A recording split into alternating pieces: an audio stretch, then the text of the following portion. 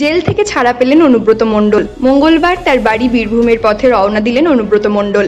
তাকে বীরের সম্মান দিয়ে বরণ করলেন পূর্ব বর্ধমান জেলার আউশ গ্রামের তৃণমূল কর্মীরা। এদিন সকালে বর্ধমান সিউড়ি 2B জাতীয় সড়ক ধরে অনুব্রত মণ্ডলের কনভয় রওনা দেয় বীরভূমের দিকে।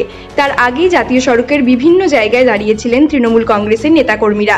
আউশ গ্রামের বড় চৌমাথা, শিবদা মোড়, গুসকরা নদীপট্টি, গোবিন্দপুর এবং বেদিয়ায় তৃণমূল কংগ্রেসের কর্মীরা ফুল মালা হাতে অপেক্ষা করছিলেন।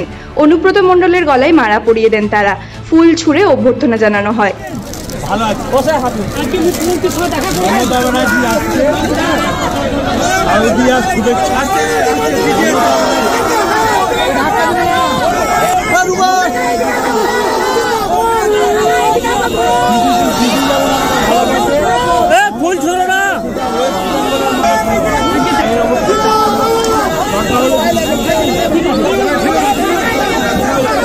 অবশ্যই আমাদের বাংলা মায়ের দামাল ছেলে, বীরভূমের বাঘ, আমাদের মহাগুরু।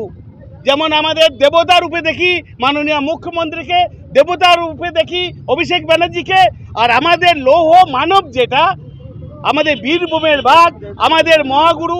বিশেষ করে আমার রাজনীতির হাতে করি এই আমার মহাগুরু হাতে দিয়েছিলেন। তাই আমরা আজ 3 দিন ধরে দিল্লিতে পড়ে থেকে আমরা সকলেই এই যে এতদিন 2 বছর ধরে বাংলাকে বঞ্চিত করা, বাংলা নেতাদের এই যে কুৎসা রটানো, এই এত এভাবে বন্দি করে রাখা, তার প্রতিফলন কি? সত্যের জয়, শুভ শক্তির জয়। আজ দেখলো গোটা ভারতবাসী, গোটা বিশ্ব যে না, আমার ওই অনুব্রত মণ্ডলের গায়ে সাদা গায়ে কাদা দেওয়া যায় না, ওই সুকন্যার সাদা গায়ে কাদা দেওয়া যায় না। তাই আজ দেখুন সেই বাংলা মায়ের দামাল ছেলেকে আমরা পেয়ে খুব উৎফুল্লিত।